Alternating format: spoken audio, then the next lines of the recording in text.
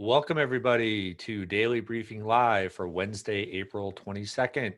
This is Revive Health's 30-minute review of the latest and important news on COVID-19. I am Chris Bevelo, Health Systems Practice Lead at Revive Health and your host for the show. I am joined, as almost always, by Chase Kleckner, Senior Marketing Manager at Revive Health, and our show's producer. Hello, Chase. Hey, Chris. Good to see you. And we are also joined by Valerie Cole. Valerie is an Associate Media Director at Revive Health, specializing in planning and buying.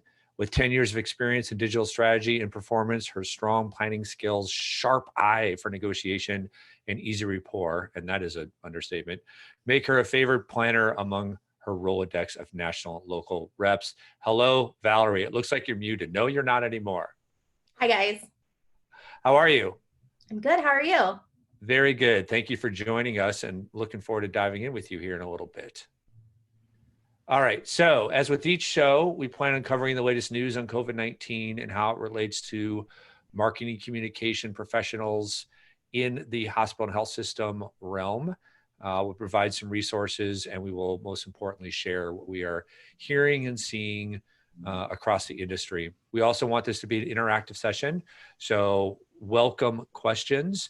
As we move through the show, just use the question queue at the bottom of Zoom and plant your questions in there at any time for Valerie or myself or Chase, and we'll get to as many of them as we can at the end of the show.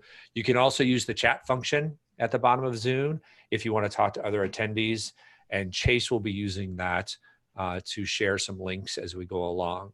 But if you want us to answer a question, make sure it ends up in the Q&A queue. Remember that you can subscribe to this podcast. Just go to iTunes and search for Revive Health Daily Briefing Live. We also post a video recording of the episode. Each episode we do at the end of the day. So this afternoon at some point, you'll be able to see that if you want to go see it. And that is at our website at thinkrevivehealth.com. We have a communications hub specific to COVID-19, which is at thinkrevivehealth.com/COVID-19. You can also find other content there as well. We'll talk about that in a little bit. And then finally, just some housekeeping notes. Remember, we are not clinical or medical or scientific experts on COVID-19, so not a place to come for that expertise. But we do have thoughts and recommendations in terms of marketing communications for hospitals and health systems related to the pandemic. Just make sure you take whatever we're talking about in context of your own situation, because obviously COVID-19 is impacting communities and organizations differently across the country. So make sure you keep all of that in context. So let's dive in. The first thing we do is we look at news. And when we look at news, we start with a count of COVID-19 cases. And we use the Johns Hopkins University tool. We do this just to have a kind of an umbrella context for how we're talking about what folks should be doing now and how they may be thinking about moving forward. We still, I think, are on the upswing, though maybe at a plateau, depending on where you're at in the country. Some places are still seeing kind of move toward peak. Some places are at the peak. So again, it really depends on where you're at in the country. But overall, hopefully we're at in general a peak in terms of this first wave. We may have to start using that language too. So looking at the Johns Hopkins tool, globally we have 2,594,724 cases, and we have 179,778 deaths. When we look at the United States, we are now up to 830,789 cases and 45,638 deaths. So again, just to put that in context, we have now surpassed the last full flu season death count that we can look at. We're not counting this year's because that's not done yet. It also has been impacted by COVID in a number of ways. But if you go back to the prior year, I believe we were in the high 30s, 39 or 38,000, 40,000, somewhere around there. The year before that, I think it was much higher. So obviously every year we have the seasonal flu. The death count varies. just keep in mind the seasonal flu season, the way they count that is roughly 8 months. And we are just in, I guess you would say, the second full month of the COVID-19 crisis, though there was a story today that talked about the first deaths were actually in February, long before we actually thought there had been deaths for COVID-19. So we've really been dealing with this since mid-February. So we may be entering the third month overall. So another news item we wanted to hit real quick, I can find my link, was a story that hit on CNN. We just thought this was really interesting. And it talks about the use of virtual reality by caregivers to help patients deal with coronavirus. It's just another example of how there's been, some of this cutting edge technology, if you want to call it cutting edge. Maybe that's not the best word for it, but when we think about virtual visits, when we think about the use of video conferencing like Zoom, we think about virtual reality, the rapid adoption both by the public of some of these and in the healthcare industry is somewhat remarkable. And so I think virtual reality fits into that. So good to see that people are leveraging that technology to help with this. Valerie, you're here with us to talk about media. Obviously, virtual reality, particularly as it's used with video games, is yet another channel. Is that a resource for folks to be considering when they think about media and how they can reach consumers, just in general? Yeah, absolutely. During this time, there was a survey done recently, and we were looking at kind of the consumption behaviors changing. Gaming right now is up 25%, and of that 25%, 63% say they will continue to game after rapid recovery and after we resume to normal life. Well, the only problem with that statistic is probably more than 2/3 of that increase is myself. Adding to that, I've always been a big gamer. People who know me, I'm a huge gamer. So it is a nice release. It's also a great way to connect with people. And so you're right, that's been increasing. I don't think this level of gaming will increase for me. That might jeopardize things like my marriage and other important relationships I have when we come out of this. But all right, cool. So one other thing we want to talk about before we get to more with Valerie on media is some resources. So remember to go to our communications hub. We have that on our website. You can go to thinkrevivehealth.com. Go to the top of our homepage. We have a banner that will take you right there. Also, you can just go to thinkrevivehealth.com/COVID-19. As I mentioned before, you will find recordings of these podcasts. You will find content from our bi-weekly e-newsletter on COVID-19 advice. We also have the latest reports from our surveys. And we also have, and we'll be adding more resources around the idea of rapid recovery. And if you didn't join us yesterday, you're not sure what we mean by that, definitely check out yesterday's episode. It was actually an hour. It was more of a webinar than this kind of show. We were joined by Brandon Edwards, our CEO, and we looked in depth about what do we mean by rapid recovery? Why is this so important? Essentially, this is the period coming out of COVID when hospitals are really going to need to make sure they're maximizing volume to help right the financial ship. So really, if you didn't get a chance to hear it, we encourage you checking that out.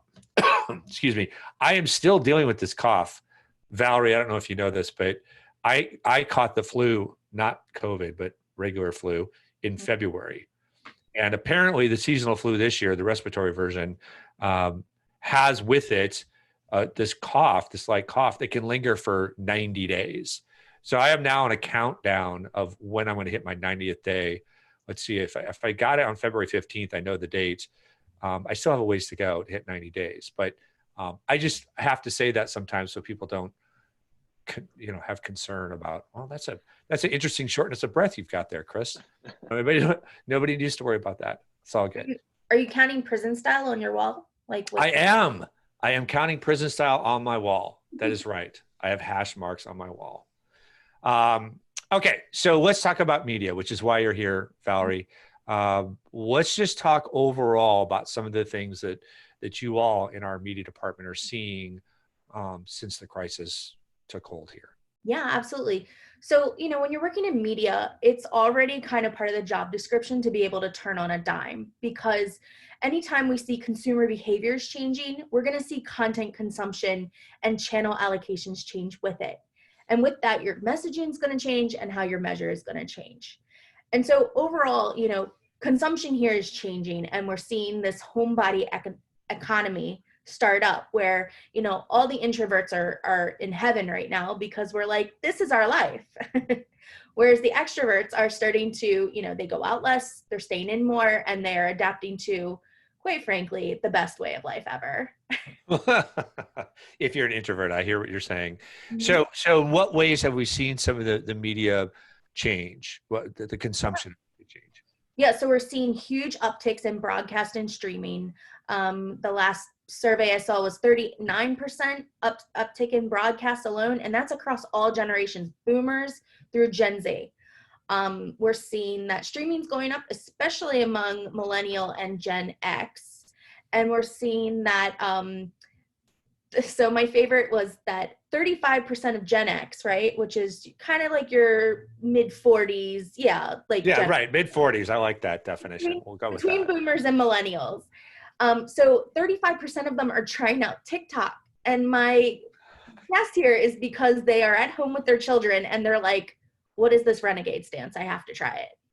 Oh my gosh. We had a conversation about TikTok at the dinner table. So I have two daughters, one's 17 in high school. The other was freshman in college, but at home now because it's all virtual. And, my wife is talking about using TikTok, and the eye rolling is like abnormal. Mhm. Just like cartoon size eye rolling from my two daughters. Like, oh, I'm like, does that mean Snapchat's dead? And they're like, Dad, come on. So I am not on TikTok. Should I go there? It sounds like Vine. It sounds like It is. It's like Vine reinvented. yeah. They don't want me on in those of us in Gen X in our mid 40s. Joining TikTok would just scare all the Gen Zers who are like, oh gosh, time to move to something new, right? Well, this one will give you some hope. Did you know that 20% are saying they are reading more books and literature? Because they have no choice. The Probably. Gen Z, you mean? No, of just everybody. Everybody. Mhm. Yeah.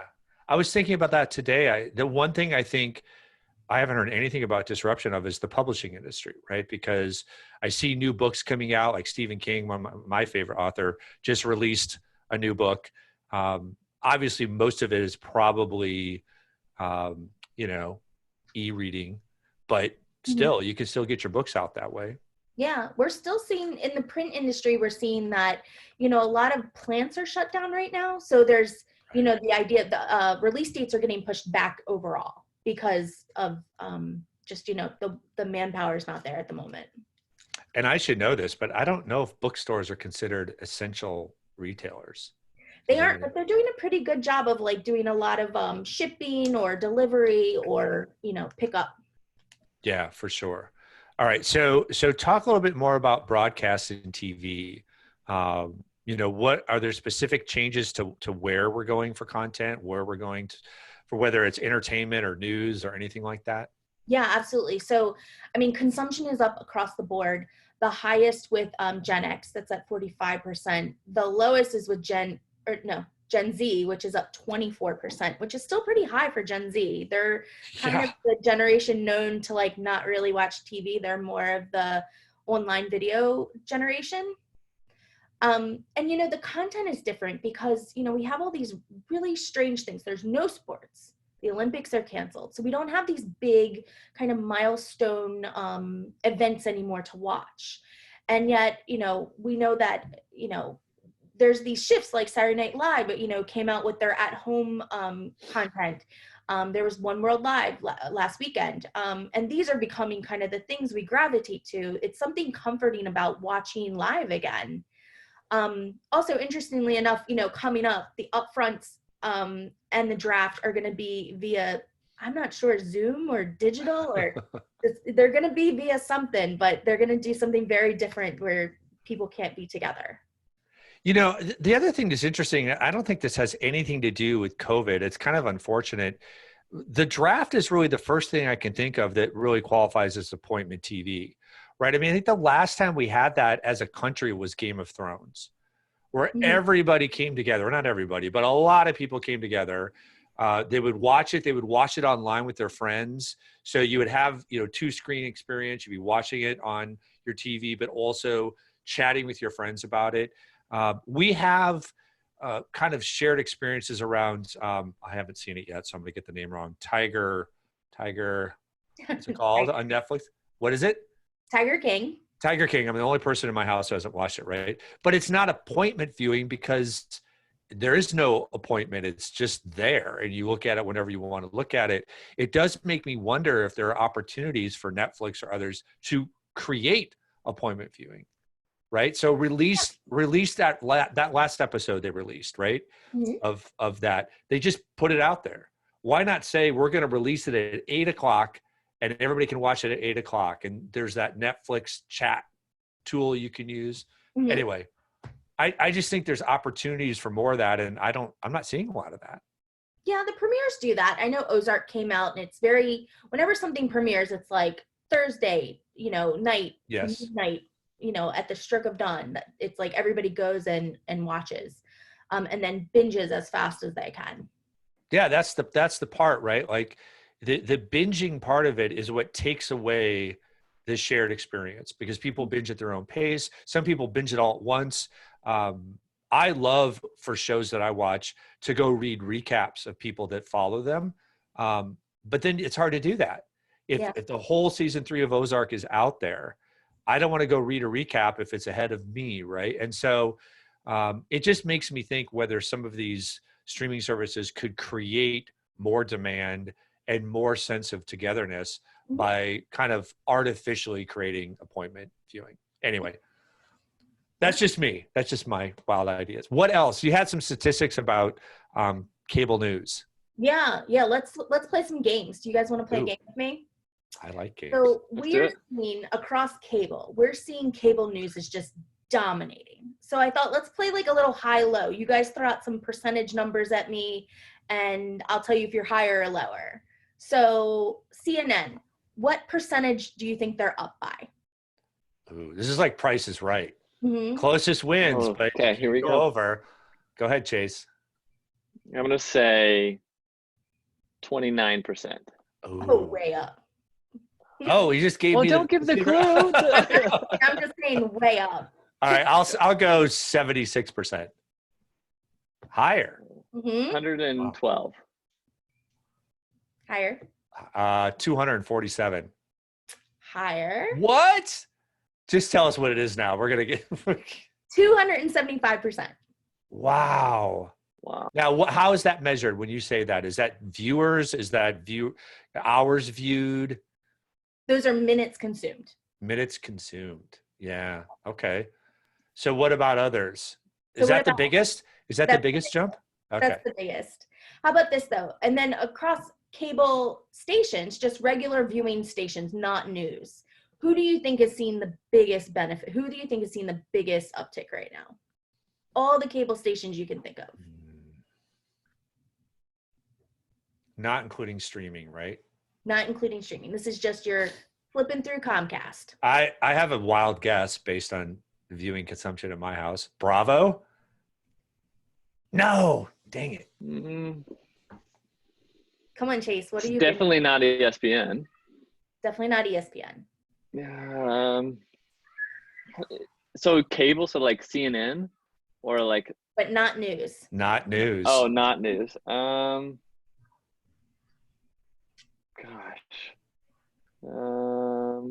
right, that's it. This is only a 30-minute podcast. You're out. HGTV. Close. Sci-Fi Channel seeing the biggest lift, followed by Comedy Central and TLC. Somebody guess Nickelodeon. Got top 3 in the audience. It's a pretty good. I would probably put my weight against Nickelodeon. Too. Disney. Nickelodeon, Disney. Yeah. All right. Any other fun games for us, Valerie? We should invite the audience to answer. Do you have one more so the audience, we didn't even give them a chance to participate? No, let's move into streaming. So okay. Subscription-based video on demand, that's SVOD. Who do you think has the highest lift right now? Amazon, YouTube, Netflix, or Hulu?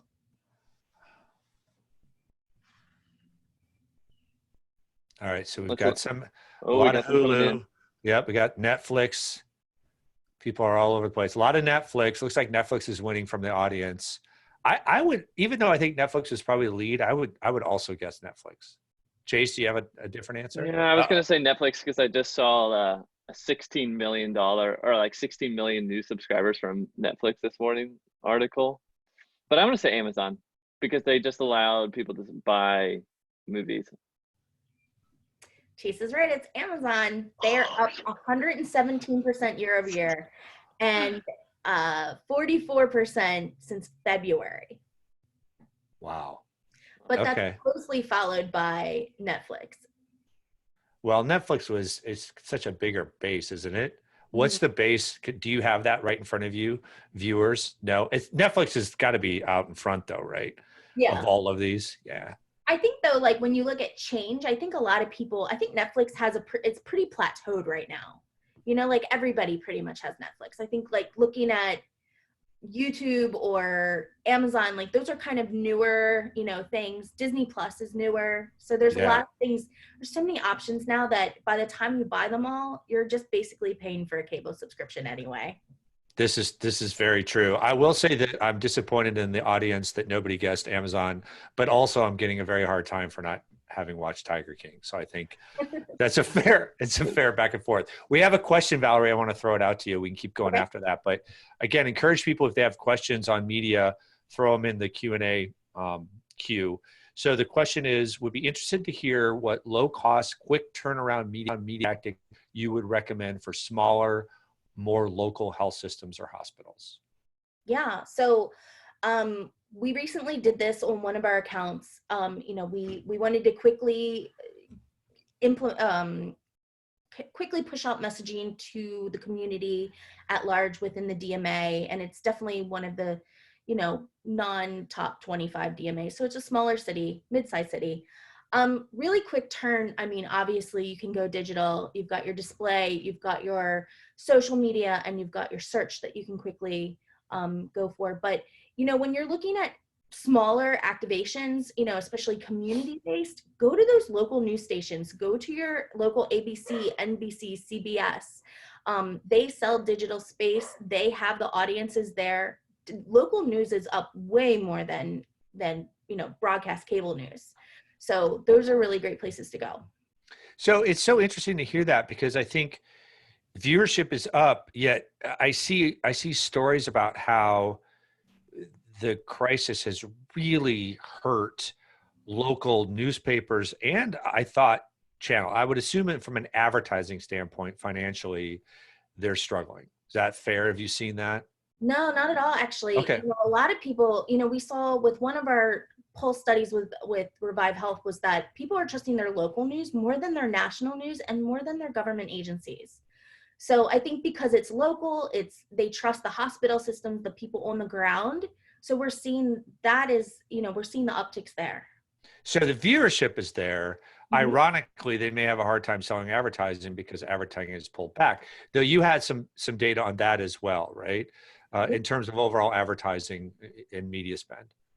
Yeah, overall advertising in general, you know, media spend wise, you know, it's weird because at first everybody kind of pulled back. You know, one of the fallacies we heard was that ad budgets or media budgets have been slashed. Really, they've been paused or they've been reallocated. And so just like I said, you know, with any kind of consumption behavior, we're going to shift channels. So a lot of times, a lot of our out of home was either paused or reallocated to a different audience. For instance, you know, we have a billboard that's by our hospital system, and it used to be to promote service lines or brand preference. Now we're using it to promote encouraging messaging to the hospital staff. So it becomes more of an internal comms play. We also have started to use, you know, we're seeing things like podcasts took a real big hit in the very beginning as everyone adapted to being at home. And, you know, maybe we're listening to the radio more or watching local news more, or just acclimating to that and needing more quiet time. But we're starting to see it pick back up this week. also as people return kind of to like their new normal. Yeah, the podcast thing is super interesting because I think to your point, I am still way behind on my podcast listening because the things that where I would normally listen to a podcast are where I'm doing something else and have time, which is often driving. Mhm. So when people aren't going into the office anymore, they're not commuting, they're not driving around, then it becomes, okay, I can't listen to my podcast while I'm watching TV. Can't listen to my podcast while I'm, playing games with my family. Mhm. So in the beginning, for me, it was just like only when I worked out at home would I do it, which unfortunately in the beginning wasn't a lot. Now that's picked up. People are kind of figuring out like they missed that content. They're finding time for it. And to your point, as we see things starting to get back to normal, I'm sure that will pick back up even more. Yeah. Yeah. All I right. don't So know, but I miss Teen Mom Trash Talk. That's my go-to podcast. Teen Mom Trash Talk. So I'm going to share. Well, first of all, gaming is my vice. My wife's vice is reality TV. We've already discussed it. We're not on the same page with Vanderpump Rules. You need to get there. Forget about Tiger King. But there is a show, 90 Day Fiance. Do you watch 90 Day Fiance? Yes. And I Okay. listen to 90 Day Fiance Trash Talk. That's my other favorite podcast. Okay. So my wife listens to that too, but they have created a show that's after the show that they call Pillow Talk. Oh, And yeah. so they have former 90 Day Fiance people who are sitting on their beds watching the current cast. And it is delightful. You watch it and you go, why hasn't somebody done this kind of thing before? It's a little bit like Mystery Science Theater 3000, if everybody remembers that, where you've got people commenting on the content. I watch that. That's appointment viewing for us. We watch that all the time. Oh, yeah. So anyway, there's good stuff out there. Somebody said their grandmother loved that show. So I don't know which show they were talking about, but I'm glad that I'm in the same media cohort. As someone's grandmother. I love it. 90 Day Pillow Talk. There we go. All right. So we better wrap, Valerie. This is great. We definitely have to have you back. And when we have you back, so obviously we're in a really serious time. This is all, tough stuff, but man, it helps to kind of have a little levity. It helps to, take some of the content you're talking about and put it into this format. So next time you're back, we're going to have you work up some real challenges for people, and we're going to have the audience participate again. Are you up for that? Totally. I love a good game. All right, perfect. So thank you so much for joining us. Thank you. Chase, sir, thank you, as always. Yeah, absolutely. Remember to visit thinkrevivehealth.com/COVID-19 for a recording of today's episode and all other content. Remember to subscribe on iTunes so you can listen as a podcast, as we've talked about. And as we've been saying all along, for all of you out there, you're doing great work. The work you're doing is so important to your organizations. Communications is just absolutely critical. As we come out of this, marketing is going to start to increase in terms of how vital that is to the financial health of your organizations. And overall, as a country, we need accurate, timely health information. And that's what you guys are all doing. So hang in there. We will be there with you every day that this crisis is here. We're going to be here with this podcast. So thank you so much for joining, and we will be back tomorrow. Talk to you then.